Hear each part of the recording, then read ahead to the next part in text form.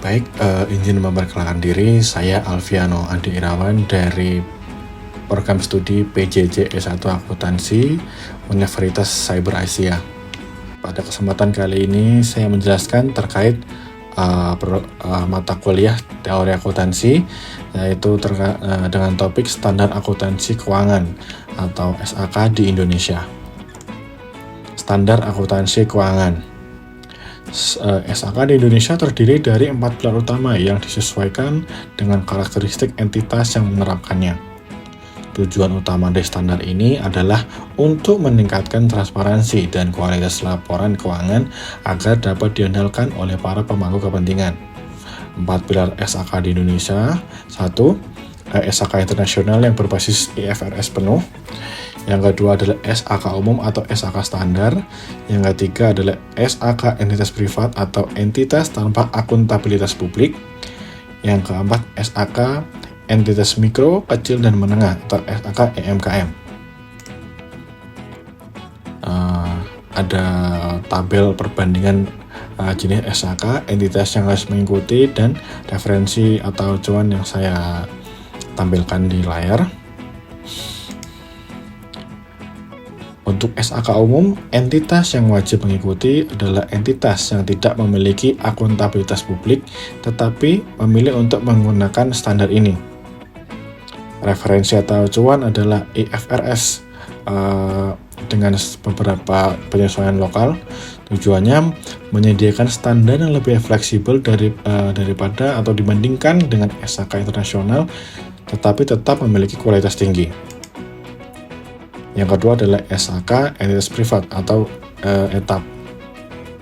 Entitas yang wajib mengikuti adalah entitas tanpa akuntabilitas publik seperti perusahaan keluarga atau usaha kecil menengah yang tidak terdaftar di bursa. Referensi atau acuan tidak berbasis penuh pada IFRS tetapi disederhanakan dari SAK umum.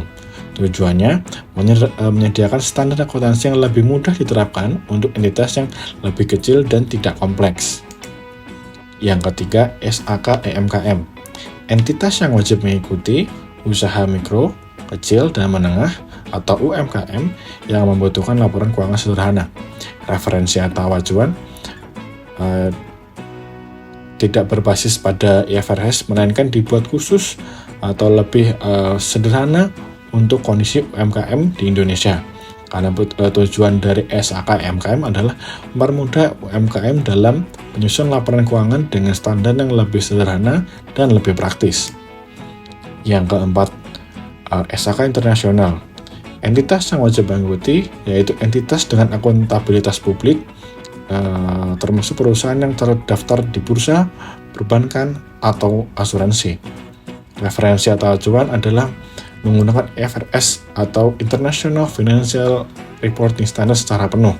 Karena tujuannya menyesuaikan laporan keuangan entitas di Indonesia dengan praktik internasional untuk meningkatkan daya saing global.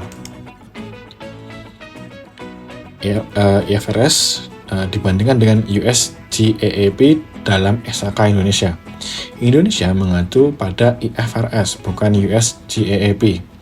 IFRS digunakan oleh banyak negara di dunia, sementara US GAAP hanya digunakan di Amerika Serikat.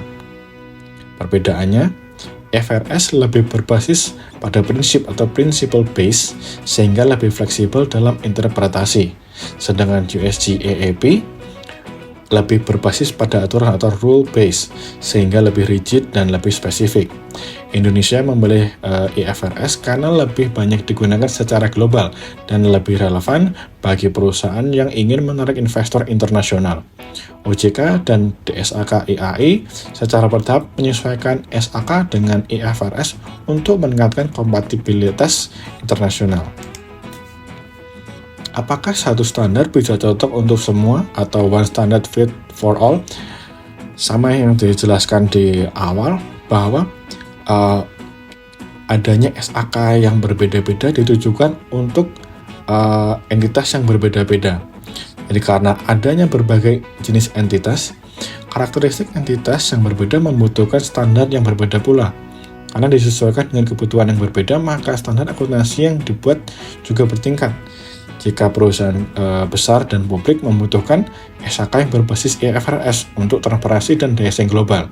Sedangkan perusahaan non-publik tapi cukup besar menggunakan SAK etap atau entitas privat untuk sebagai versi yang lebih sederhana. Sedangkan untuk UMKM cukup dengan menggunakan SAK EMKM yang lebih ringkas dan mudah diterapkan. Jadi keberagaman standar ini diciptakan untuk memungkinkan entitas yang untuk menggunakan standar yang sesuai dengan ukuran dan kompleksitasnya. Kesimpulannya, Indonesia memiliki 4 pilihan SAK, yaitu SAK umum, SAK etap, SAK EMKM, dan SAK internasional yang disesuaikan dengan entitas yang memakainya.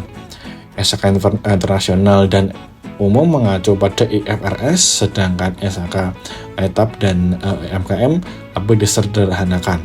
Tidak ada status standar yang lebih cocok untuk semua entitas, karena adanya 4 SAK tersebut adalah untuk memenuhi perbedaan yang terjadi, yaitu adanya perbedaan kebutuhan dan kompleksitas laporan keuangan untuk setiap entitas. Sekian, terima kasih.